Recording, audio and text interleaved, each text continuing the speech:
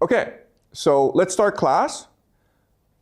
I'm going to review very quickly what we did last class. So last class, we learned about monotheism, which is the idea of one true God. And as I said last class, this marked an intellectual revolution in human history. And from monotheism, we developed three new ideas, which are money,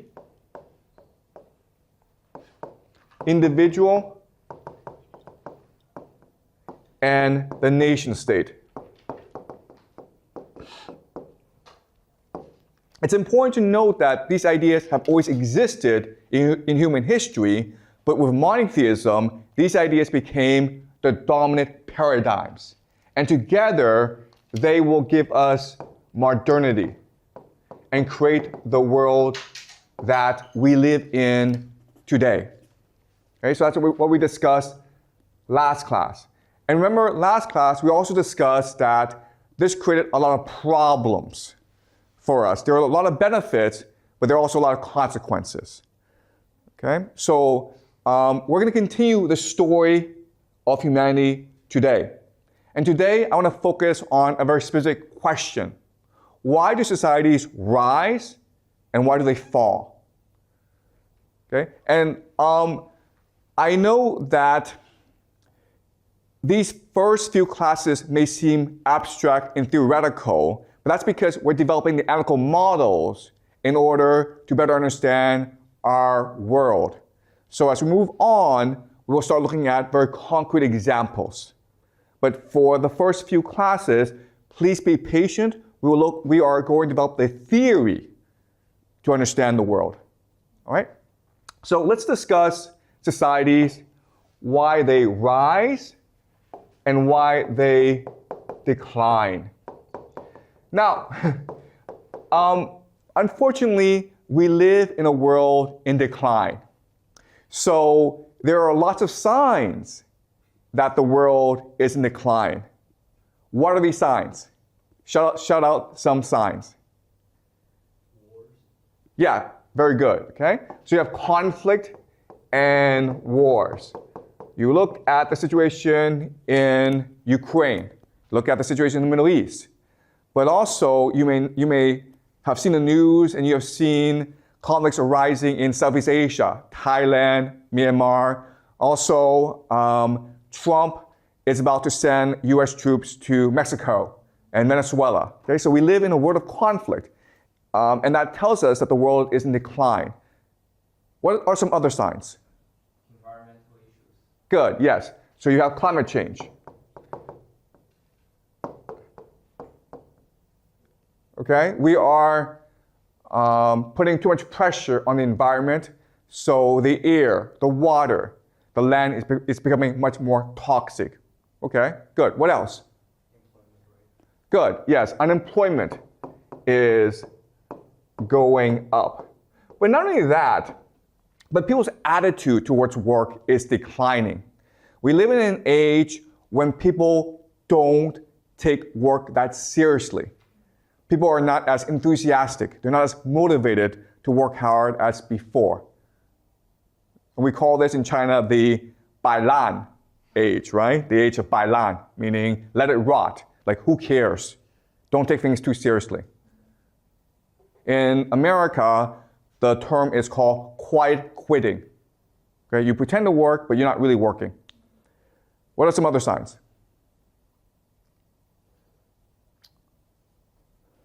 So also you have lower birth rate. And this is a very important sign, right? Because if you think about it, if young people refuse to get married and have babies, eventually the world is going to die off, right? So this is actually a very important sign that the world is in decline. And we're seeing this happen throughout the entire world in all societies. The only exception is Israel and Georgia, but these are very small, rare cases. For most societies, there's rapid decline in birth rate. What are some other signs? Okay, you see a lower standard of living. Okay? And all this means is that inflation, right? So people make less money and they can afford less. Prices go up, but people's wages go down. So that's another sign of decline. Okay? What are some other signs? Health issues like diabetes or high blood pressure. Okay, you also see higher stress, right? Higher stress, people feel more anxious, people feel more depressed, people feel more stressed. Emotionally, they feel drained. Okay, what else? Okay, people are less optimistic, right? Okay, greater pessimism.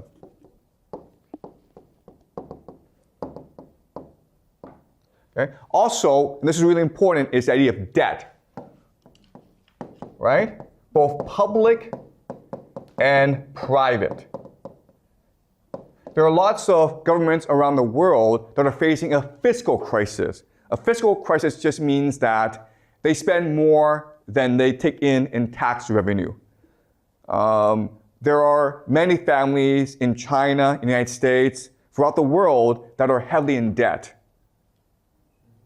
Okay, so debt is a huge issue for the world today. Also, lower cohesion and trust.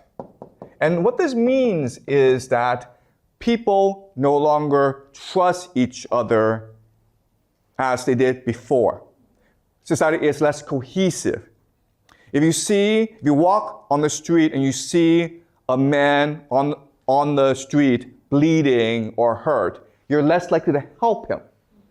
Okay, and this is very true not only in China, but also elsewhere as well. So lower trust issues.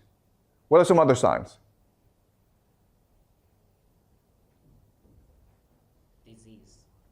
Okay, greater disease, yeah. Okay, increase in disease. People are less healthy than before. People are more stressed than before. People are less optimistic. So we can go on and on and on because the signs of rapid social decline are too many. Now, these are signs of decline. Well, if we look at rise, then obviously it's the opposite, right? Yeah. People are much more willing to trust each other. Rather than going into debt, people will save money. People are healthier. People are much more optimistic. People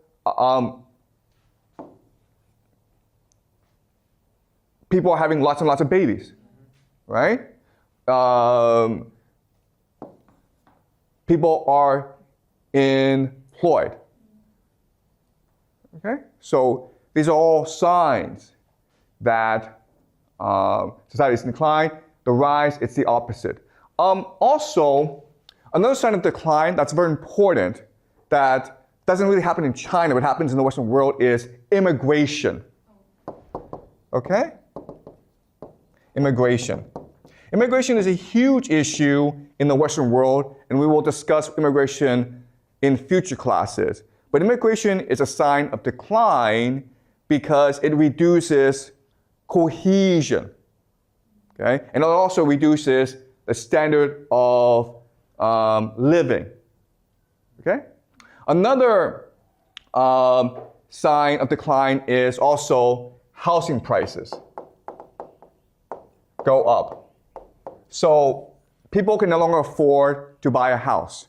This is true in China. Young people can no longer afford to buy a house, but it's also true throughout the world. Okay? It's really hard for young people to get by. Okay? All right. Also, fiscal crisis, right? We talked about this, but the idea of fiscal crisis is the government cannot afford a lot of public expenditures. In the future, maybe 5-10 years from now, pension will be a huge problem for governments. Okay? So these are all signs of rapid decline. All right, now having done this, what I'm going to do now is go over some theories as to why this is happening. Why is the world in decline? Okay? And there are lots and lots of theories, but I will present 3 theories to you that I think are interesting. Okay? The first is the idea of financialization. And this theory is proposed by an economist, a French economist named Thomas Piketty. Okay? And he wrote a book called Capital in the 21st century. It is a fantastic book. You don't have to read the book, but if you have a chance, you should definitely pick it up because it is a very easy but very illuminating read. And what he argues is that what happens in society is that capitalism transitions from phase to phase to phase. In the beginning, you have consumer capitalism, meaning that what the society is trying to do is create goods that consumers want to buy. This is an era of rapid wealth generation. Then you move into financial capitalism, which is a period of investment. Rather than build factories, you put the money into the stock market. Okay? So you're trying to generate as much money as possible. But what we discussed last class that's very important is wealth and money are not the same thing. So in the first phase, consumer capitalism, you focus on the generation of wealth. In financial capitalism, you focus on the generation of money. And then you move on to monopoly capitalism, which is where just a few companies control everything.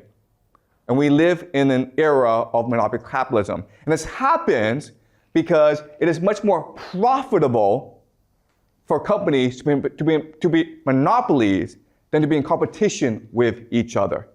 Financial capitalism is looking to create as much money as possible, not as much wealth.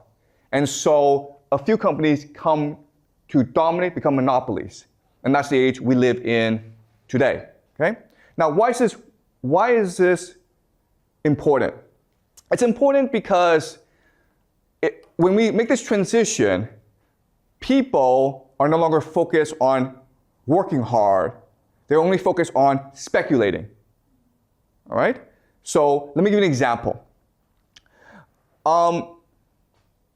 Let's just say I'm an entrepreneur and I want to make as much money as possible. Well, what I do is I build a factory. When I build a factory, I'm creating real wealth because a factory requires you to hire workers. It requires you to build technology. It requires you to build goods that people want to buy. But after I build a factory and I make a lot of money, I want to take this money and let it grow as fast as possible so I put it in a stock market. Okay? And that's just how people behave. The problem is that if too many people do that, then no one's really working. No one's creating real wealth in the economy. The other problem is that because of the way capitalism is set up, if everyone's putting the money in the stock market grows too fast. And the real economy does not grow that fast, okay? And the difference is stark. Thomas Piketty spent a lot of time going over income tax, just looking at how much tax people paid. He did a lot of statistical analysis. And what he discovered is the real economy in late-stage capitalism will grow about 2%. The financial economy will grow at 5%. Okay? And this is really key. What this is telling us is that if you have $1 million, you could choose to go and open a restaurant, or you could choose to invest in the stock market. If you open a restaurant, you will make at most $20,000 a year. But if you were to put in the stock market, you would make $50,000 a year. So everyone's going to put all the money in the stock market, which allows for the stock market to increase. But the real economy is not improving. And therefore, you have all these issues arise. Greater unemployment, greater debt. No one's really working. Okay? So that's the idea of financialization. And what Piketty argues is that this is just a natural cycle. This is just a natural byproduct of capitalism. We live in an age of late stage capitalism. Is this clear to you guys? Any questions before I move on to the second theory? All right, let's move on to the second theory called elite overproduction. And this was proposed by a historian named Peter Turchin. And Peter Turchin spent decades looking at why societies rise and fall. He looked at the Roman Empire. He looked at the French Revolution. He looked at many different examples. And what he believed is societies fall, decline, collapse because of the idea of elite overproduction, meaning you have too many powerful people competing for limited positions of power. All right? So to understand this, I'm going to talk about another experiment called rat utopia. And rat utopia was a series of experiments conducted by an American scientist named James B. Calhoun. And what James Calhoun was trying to do in his experiments was try to figure out what living in a world of abundance and wealth and security meant. After World War II, the world was divided between the United States and the Soviet Union. It was the Cold War. But it was also a time of increasing abundance due to technology and peace. And the population was increasing. So James Calhoun conducted these experiments to figure out what this meant for the world. So what he did was this. He had a room, okay, that was sealed off from the world. And in the room, he put in food and water and housing for a colony of rats. Maybe like 10 rats at first, but they quickly became 400, 500 rats. And at first, the rats were really happy. But no matter how Calhoun configured the experiment, ultimately, the rats always ended up killing each other. Okay? So what he discovered is, if you live in a world of abundance and security, the end result is the rats always kill each other.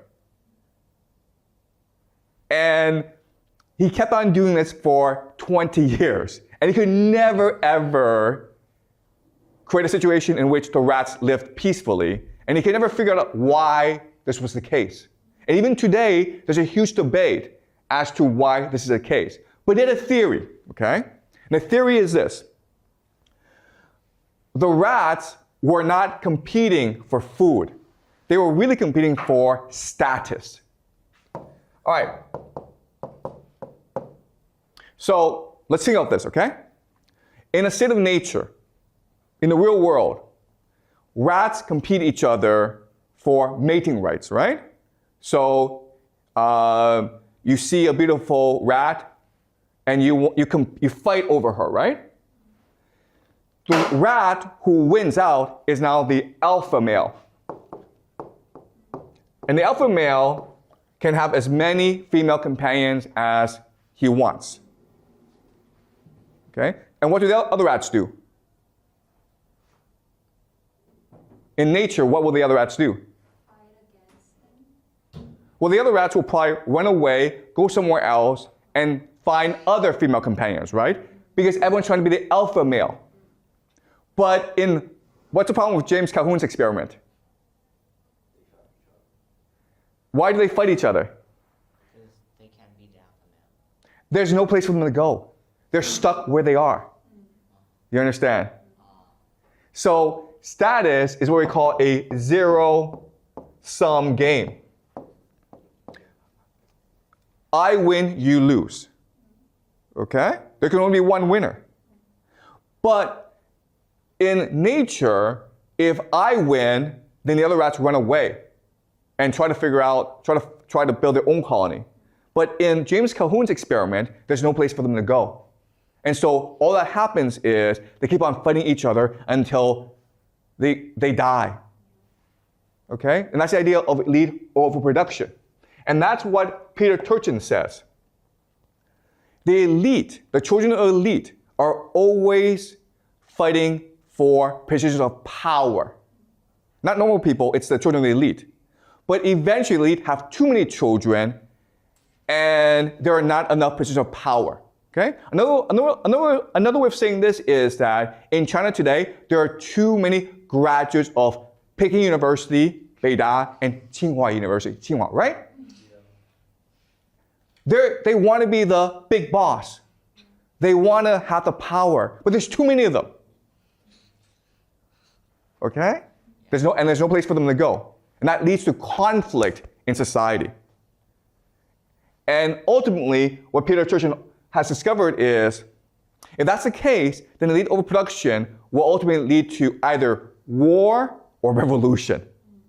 It will lead to the collapse of society. And there's no way around this. Okay? That's Peter Turchin. Now I want to go to the third theory. And the third theory is the idea of a civilizational life cycle.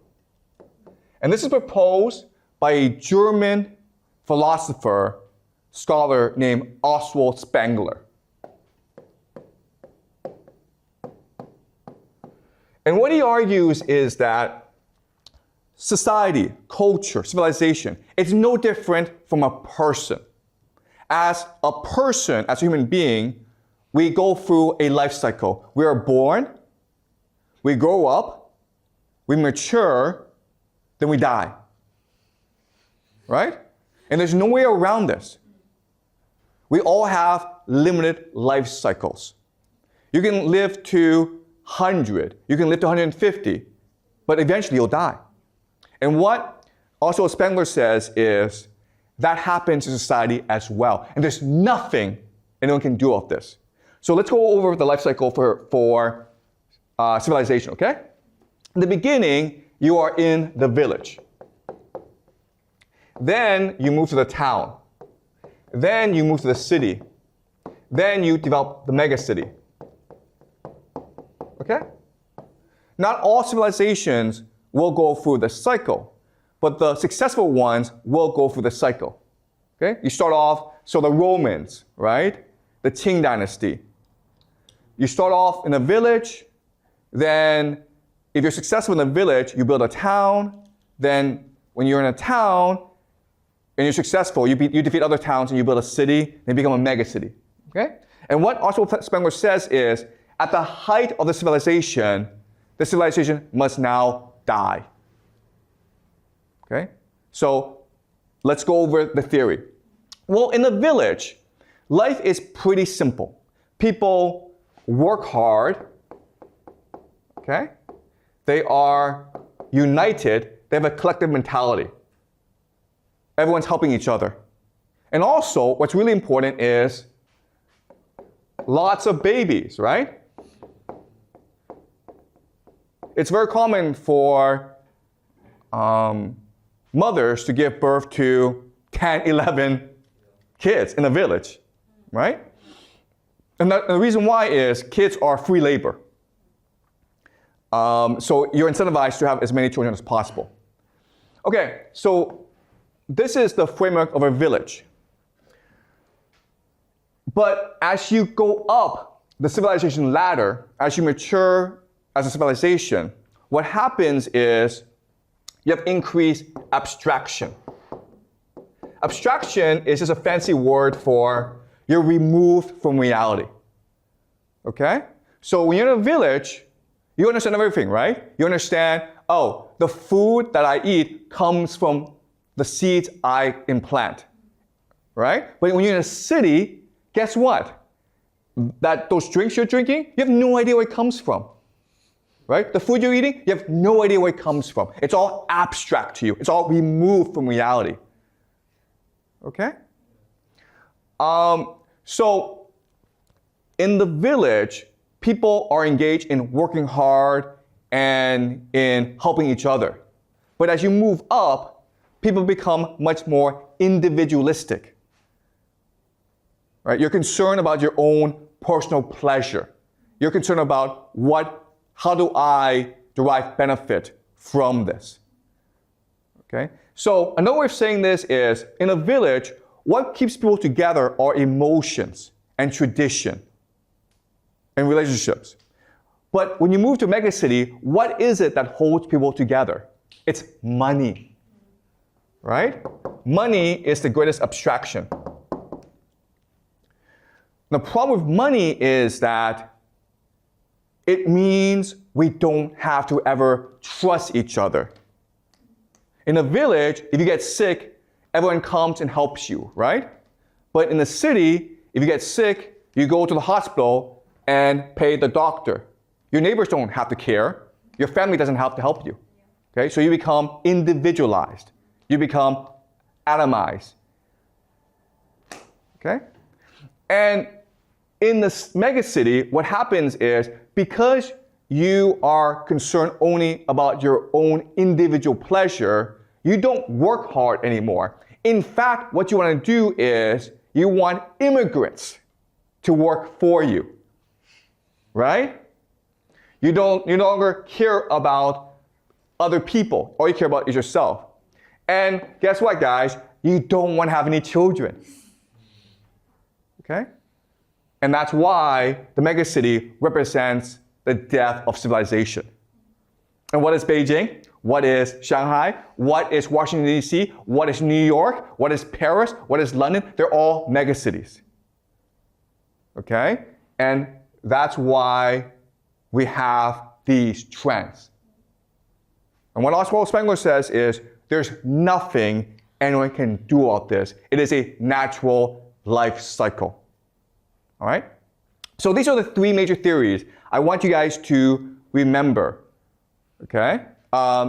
Sorry, can you give the microphone? Yeah, can you just speak in the microphone? But what if there is a universal target that forces everyone needs to work together? You know, will that work out to like everyone just put down all of these problems and figure out the. Yeah, okay, I understand. That is a great question, okay? So the question, to rephrase it, okay, is, yeah, but what if there's an external threat, okay? An external threat. If there's an external threat,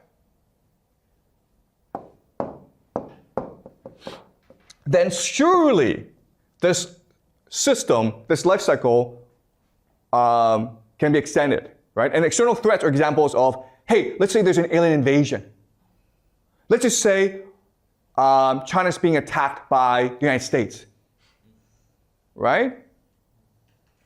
And unfortunately, the answer is, it does not matter.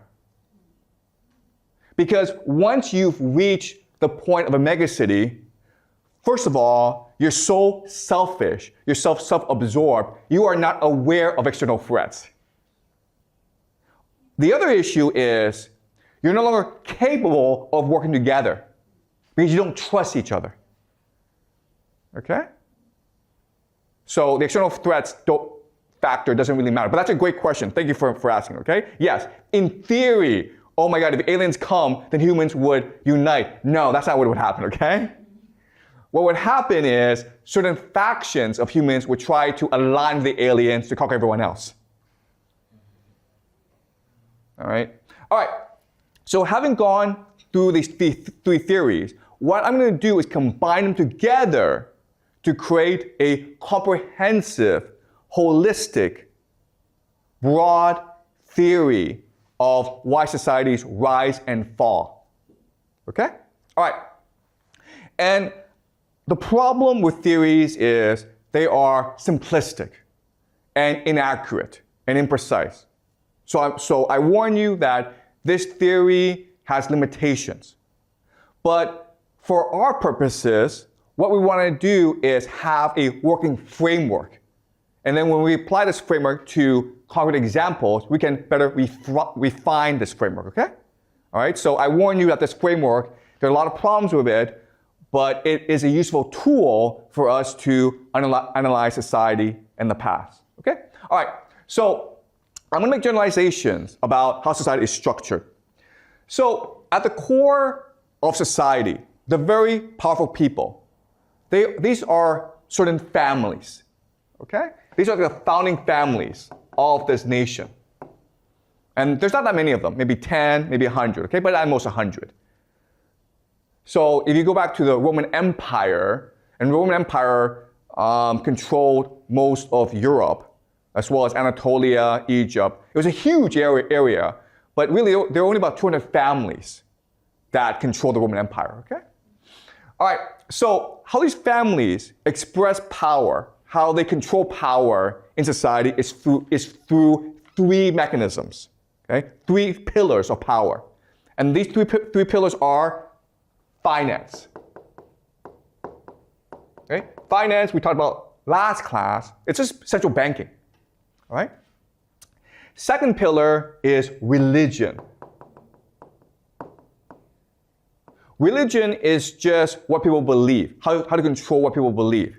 Now, the religion of today is science and technology. Okay? And the third pillar is intelligence or spies.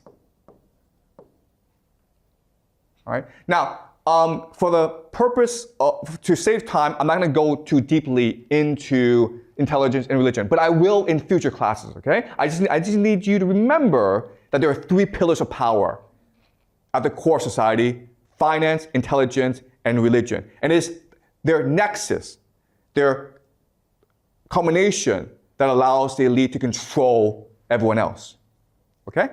So from this nexus, they will control all aspects of society, including schools, including the military, including government, including the media, including culture, including crime, the mafia, okay? Every aspect of society that you can imagine is being controlled in some respect by this nexus of power, okay? Also, you have like corporations, right? And then at the outer edge are the people,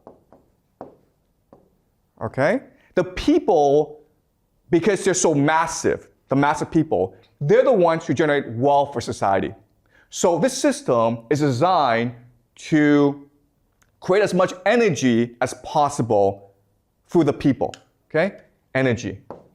Because the harder the people work, the more wealth is generated in society.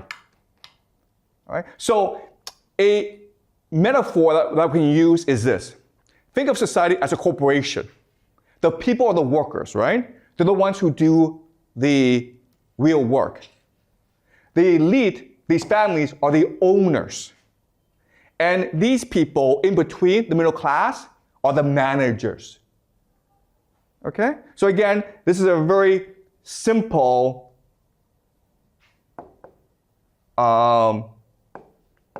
metaphor, and it's not accurate, but it's useful for analysis. Okay? So the families are the owners of the corporation, the people are the workers, the people in between, the managers, are the managers. And we call these people the middle class. There have been other names for it in China before in history. We call them the scholar officials, right? Another name for them is something called the professional managerial class, PMC. Also, another name for them is the petty bourgeoisie. Okay? Again, you don't need to know these names. For the purpose of simplicity, we will just call them the middle class. All right. Does that make sense?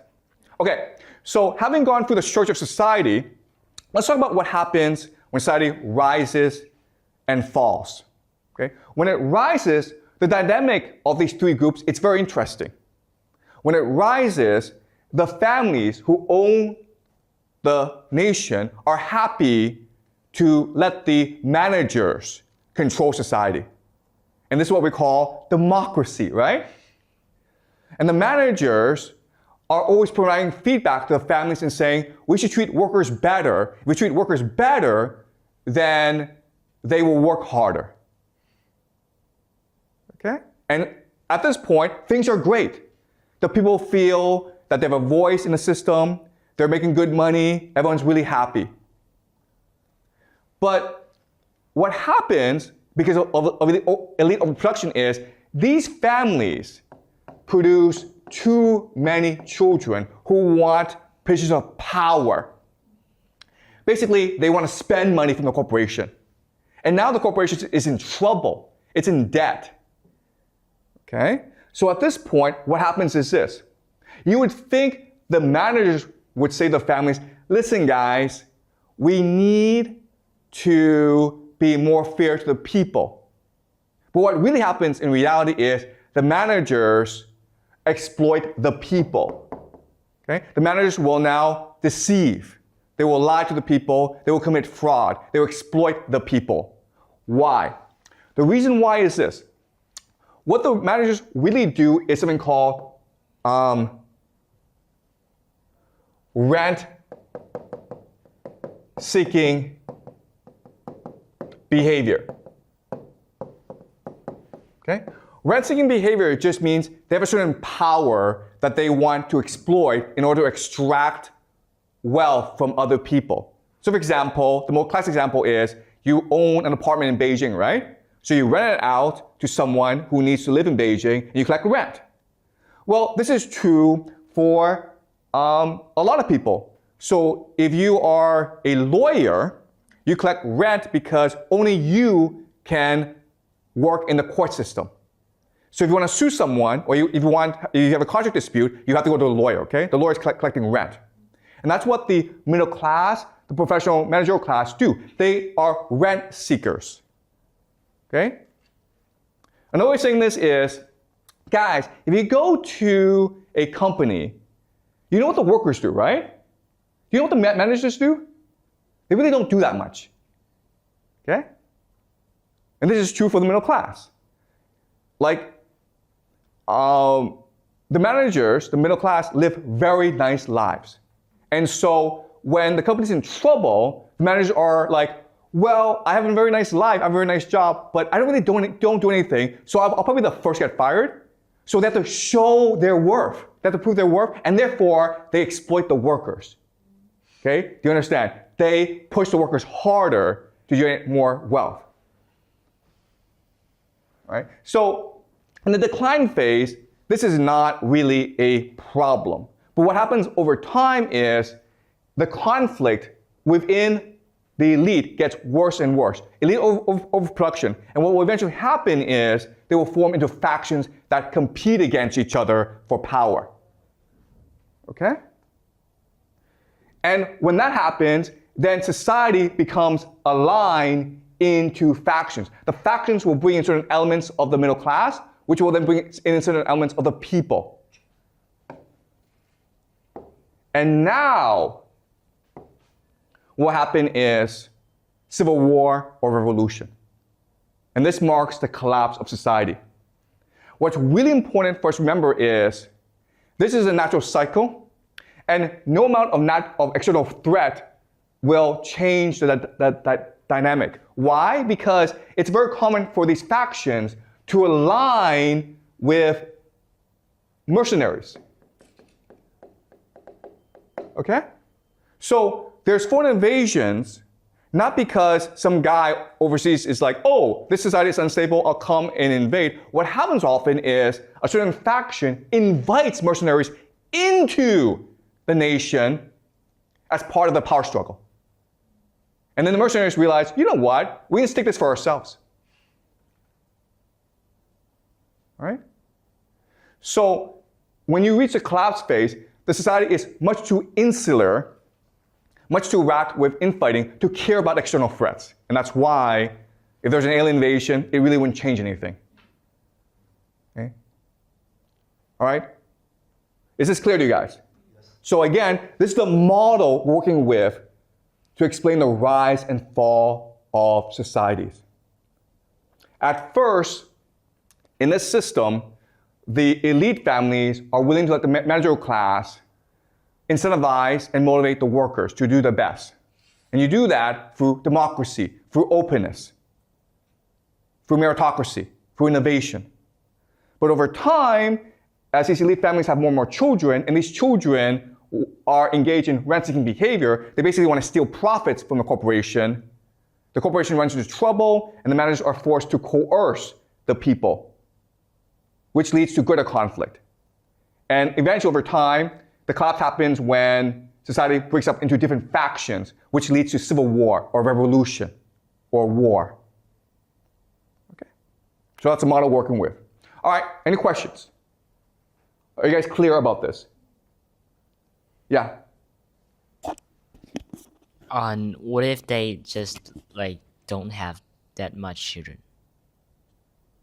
Excuse me, what's the question? What if the elite families don't have that much children? Will this model still works? Oh, that's a great question. Okay, so what if families don't have that many children? Okay, that's a really interesting question, and the answer is these families, first and foremost, want to have as many children as possible, right? Because how do you pass on your power? So maybe the middle class don't want to have that many children, but the elite will have a lot of children because they need to be able to pass on their power and privilege to their children. In fact, the elite is first and foremost concerned with passing on their privilege to the next generation. Okay, and that's why these elite families expand so fast. And also, who wants to marry into elite families? Who wants to marry into them? Everyone. All right? And they have to marry into other families in order to maintain their power. Okay? So having children in a marriage is a way for the elite to maintain their power. Okay? But that's a good question. Any more questions before I continue? Okay, so let us summarize what we've learned so far and discuss what is it that allows societies to rise and fall. So we'll look at three phases: the rise, the decline,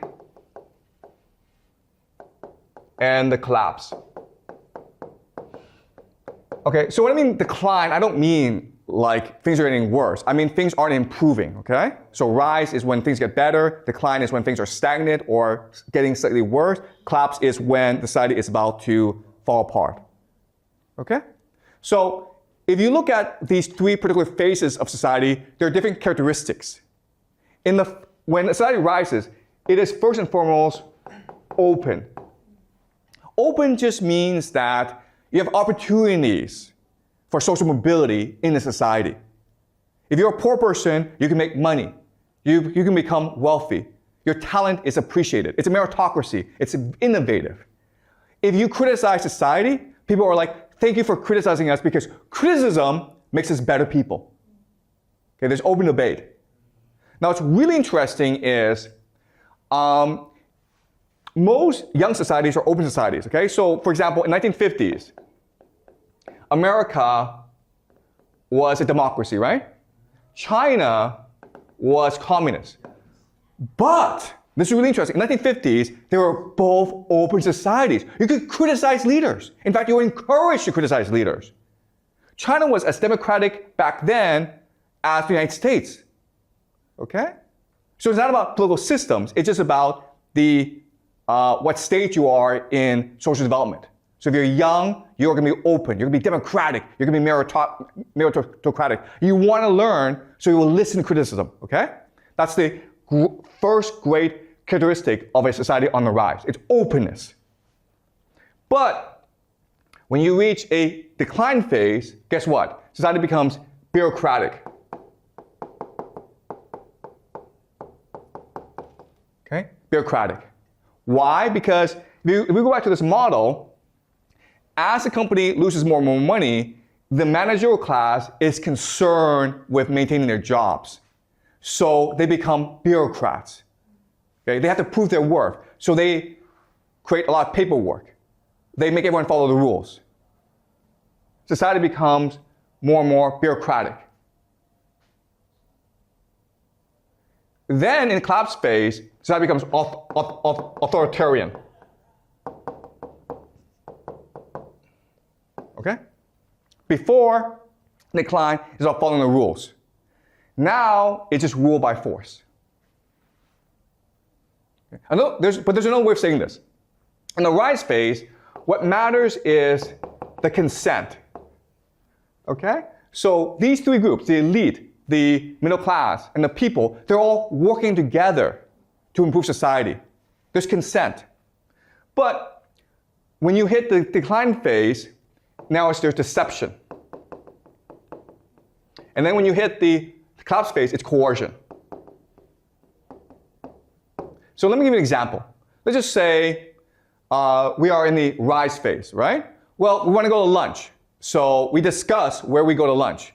I want to go to McDonald's, but you guys want to go to Pizza Hut or KFC. We have debate, and then eventually we vote, and whoever wants to go, like the majority wins, okay? That's the consent phase. When we hit the decline phase, deception, I'm the teacher, so I say to you, hey guys, let's go to McDonald's because Wong Fei will be there, or Jack Ma will be there, or it's free hamburgers today, okay? I'm lying to you to get what I want. And then in the collapse phase is, I say to you, I'm the teacher and I will beat you up if you don't listen to me. Okay? So in the rise phase, what matters first and foremost is unity of the people. We're all working together. There's empathy. There's concern for other people. I want to be your friend. We need to work together to make society better, okay? But in the decline phase, it's really about stability. It's about making sure that society maintains a status quo. Okay? When we reach the collapse phase, it is survival. Screw you. I want to live, and if I have to kill you, I'll kill you. All right? So this is a map that shows us what happens when society rises, declines, and collapses. Now, what's really interesting about this is the timing, okay?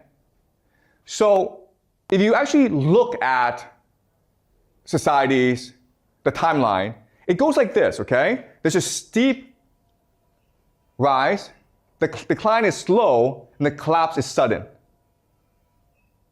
So people think, oh, decline, things get worse, but we follow this trend, we'll still be here, but actually the collapse happens really fast. Why? The reason why is this system cannot survive external shocks. So external shocks is a perfect storm of crises.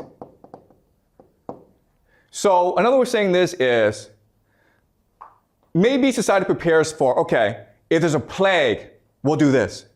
If there's a climate crisis, we'll do this. If there's a drought, we'll do this. If there's a war, we'll do this, okay? But what society is not prepared for is these things happening all at once. The plague, the drought, war, revolution, they all happen at once. It's a perfect storm. And that's what leads to the collapse, because society is not prepared for this.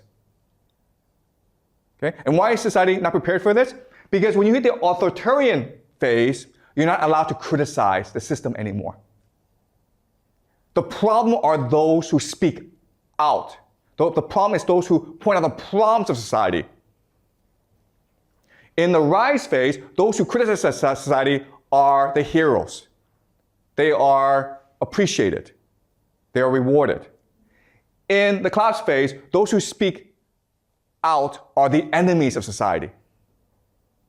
And therefore, society cannot be prepared for any external threats, which leads to its collapse. Any questions? Okay, so this is the analytical model that we're working with. And again, we're going to apply it to the present, and then we're going to apply it to the past. Okay? So with this analytical model, what we can do is make certain predictions about the future. So I will make these predictions.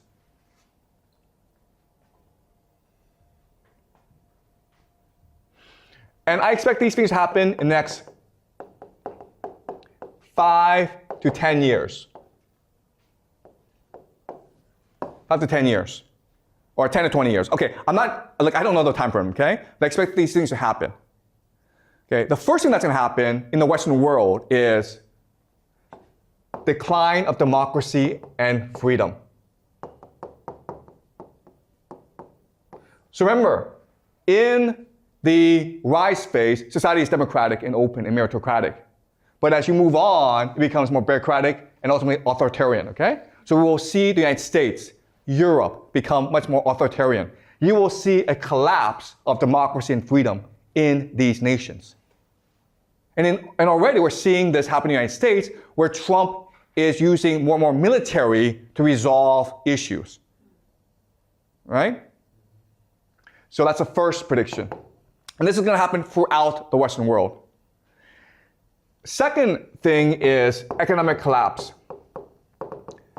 So as people have less and less right to speak up, they feel less invested in the system, they're less willing to work. Therefore, you have economic collapse. People don't believe in the system anymore. Okay, the system is in crisis. This will lead to immigration. The government is like, you know what, if the people don't want to work, screw them, let's bring in immigrants to do the work. Okay, let's replace our population. But the people are not going to sit back and take it, right? This leads to civil war.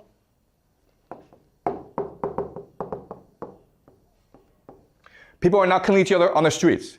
And the government is like, you know what? If we continue to let them fight, eventually they're going to come after us. So what we'll do is send them off to like these stupid, pointless wars overseas. Okay? So now you have stupid wars. Stupid foreign wars. And these are my 5 predictions for the world for the next 5, 10, 20 years. Okay? Europe and America will see less freedom and democracy. There'll be economic collapse, increased immigration, civil conflict, and then ultimately stupid foreign wars. And I'm not saying this happens in a sequence. I'm saying you'll see all 5 things. Okay? But they may happen in different order. Any questions? Was this clear to you guys? Yeah, thank you. Is there any chance that the government tries to use a war to distract the people? Like they're trying to hide all of the collapse of the society and their country? Yeah, that's a great question. And the answer is, that's what wars are for. It's to distract the people, right? Because if you don't distract the people, they'll come and revolt against you. So you either send them to a war, or you could have a French Revolution on your hands. Right? That's your option. War or revolution? I think war's the better option. That's why we're heading into a world at war. Why not revolution? Okay, no, I'm saying like, if you don't send the people to war, they will revolt against you. So you send them off to war to distract them, to get rid of them. But what if they're right? They don't care. Okay, there's no right and wrong here, okay, guys? Okay, all right. Okay, I apologize, okay? But one thing that you will learn in my class is there's no right and wrong. There's no logic, okay? It's not like, it is immoral to send people to war. I know that, thank you very much. Okay, but I'm trying to explain to you how power works. That's the theme of this course. I'm trying to explain to you how people in power think and behave. All right, and again, I keep on saying this. I don't know if I'm right. But what I'm doing is I'm presenting a theory, a model that we can use to make predictions. And if these predictions work out, if it actually happens, then our model, there's some accuracy to our model, okay? We'll have to refine our model, but there's some accuracy to it. But hey, if tomorrow Trump, Putin, Xi all get together and says, let's be best friends, then I'm wrong, right? Okay? So that's what we're trying to do in this class. We're not trying to argue what is right, what is wrong, what is just, because quite honestly, it doesn't matter, right? Morality doesn't matter here. It's about power. We're trying to understand how the world works. And if we do that, then maybe we can work together and build a more just world. But first we need to figure out how the world really, really works. Okay? Any more questions?